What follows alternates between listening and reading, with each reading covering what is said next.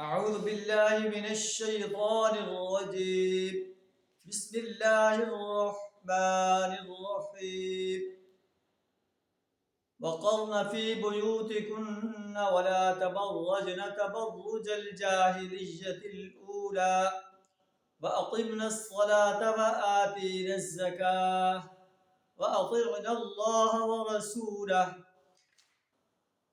إنما يريد الله ليذهب عنكم الرجس أهل البيت ويطهركم تطهيرا صدق اللہ العظیم۔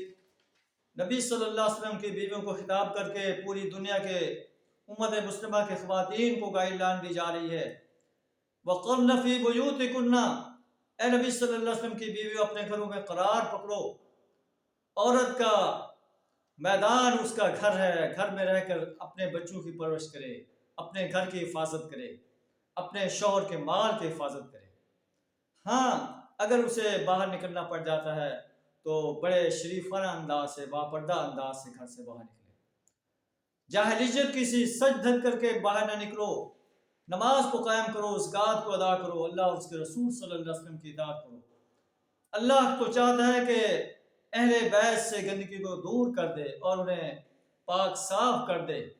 اہل بیت سے مراد نبی صلی اللہ علیہ وسلم کی ازواج مطہرات ہیں، آپ کی اولاد ہیں۔ اس طرح آپ کی بیٹی حضرت فاطمہ رضی اللہ تعالیٰ عنہ ہیں، حسن حسین رضی اللہ تعالیٰ عنہما ہیں، حضرت علی رضی اللہ تعالیٰ عنہ ہیں۔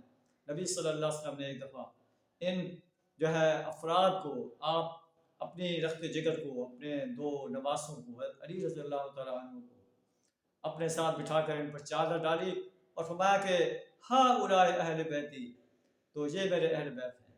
حضرت عائشہ رضی اللہ تعالیٰ عنہ نے فرمایا کہ مجھے بھی آپ چادر میں لے لیں۔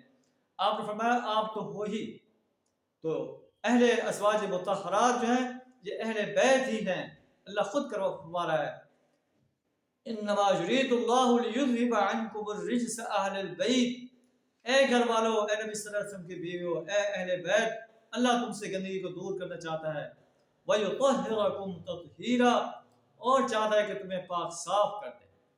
وَاذْكُرْنَ مَا يُتْلَىٰ فِي بُيُوتِكُنَّ مِنْ آيَاتِ اللَّهِ وَالْحِكْمَةِ، تمہارے گھروں کے اندر جو اللہ کی آیات تلاوت کی جاتی ہیں، حکمت کی باتیں تلاوت کی جاتی ہیں، انہیں یاد رکھو، انہیں بیان کرو۔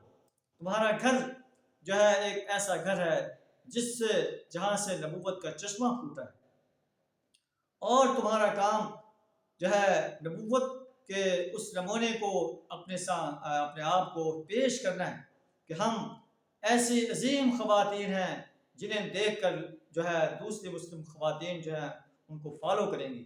تو تمہیں ایسا عظیم طرز عمل اپنانا چاہیے جو قرآن کہتا ہے، اور اسی بیان کو، اسی گائیڈ لائن کو دوسری مسلم خواتین کے سامنے بیان کرنا چاہیے، اور اسے تمہیں یاد رکھنا چاہیے کہ تم نبی صلی اللہ علیہ وسلم کی بیوی ہو۔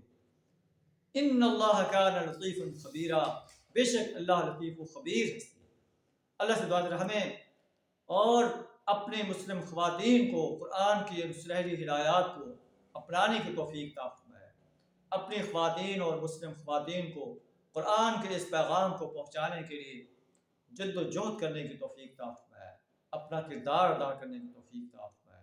وآخر دعوانا الحمد للہ رب العالمین۔